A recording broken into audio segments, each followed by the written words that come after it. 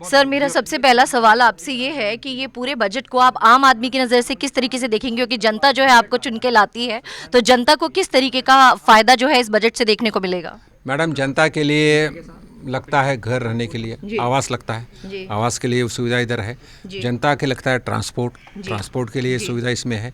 समझो कोई जनता के लगता है उद्योग या रोजगार लगता है, जी। तो बहुत रोजगार बढ़ना, इसलिए एमएसएमई के लिए भी कुछ बहुत सारे पैसे रखे हैं। जी। तो जनता के लगता है घर में पानी, जी। जो जल जीवन मिशन के जी। लिए इसमें पैसा रखा है। तो जनता को लगता है पावर, जी। पावर के लिए भी पैसा रखा है। जी। तो हर क्षेत्र में इस बजट में पैसा रखा है, हर क्षेत्र में विकास कैसा हो इसका इसमें रखा है। बिल्कुल सत्य वचन बोला सर आपने, लेकिन सबसे बड़ी बात थी कि कोविड के चक्कर में आम जनता के ऊपर बहुत बुरी तरह से मार पड़ी है और सरकार की इकोनॉमिक्स हर चीज़ पर अफेक्ट पड़ा है। तो अगर हम परचेस पावर की बात करें तो इस पूरे बजट में एक कॉमन मैन की परचेस पावर को कितने मद्देनजर रखा गया है?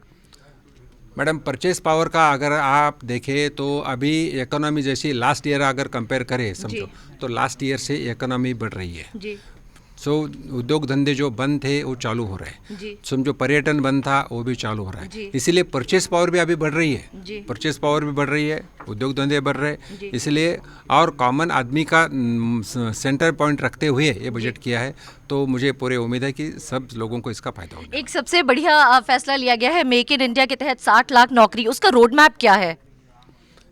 इसका रोड मैप हर क्षेत्र में नौकरी लग सकती है। एमएसएमई में रखते हैं, उद्योग में लग सकती है, ट्रांसपोर्ट के जो काम निकलेंगे उसमें लगती है, पावर सेक्टर में जो है उसमें भी निकल सकते हैं। तो हर क्षेत्र में काम किया तो नौकरी लगने वाली है बड़ा।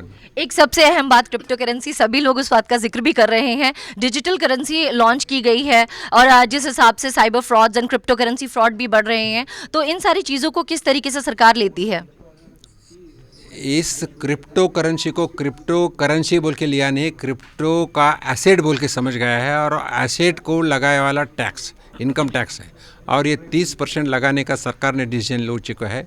और भारत सरकार ने डिजिटल करेंसी निकालने का आज घोषणा किया है, ये बजट में है, जिसमें reserve bank of India govern करेंगे। सेंट्रल बैंक में एक डिजिटल करेंसी चालू हो जाएंगी, और डिजिटल करेंसी निकलने के बाद इस देश में ट्रांसपेरेंसी बढ़ेंगी, भ्रष्टाचार कम होगा, और उतना ही नहीं तो खर्चा भी कम होगा। सबसे बड़ी बात आती है सर, जब बजट की बात आती है तो पूरा मिडिल क्लास जो है बिल्कुल नजरें गड़ाकर बैठता है, और इस बार थोड़ी सी मायूसी देखने को मिली है मिडिल क्लास के चेहरे पर, और इसी चीज़ का अपोजिशन फायदा उठा रही है। तो आप इसको किस तरीके से लेते हैं? तो मिडिल क्लास के लिए सब लोग सब इस बजट में है। मिडिल क्लास को क्या घर लगता है हर को, जी जी घर के लिए सुविधा है। जी। मिडिल क्लास को समझो घर जहाँ है वहाँ एक आधा उद्योग लगता है, जी। उद्योग लोग की सुविधा है। उसमें समझो घर पानी लगता है, सब क्षेत्र में जैसा इरिगेशन लगता है, किसानों के लिए इरिगेशन का, तो हर क्षेत्र में पानी है।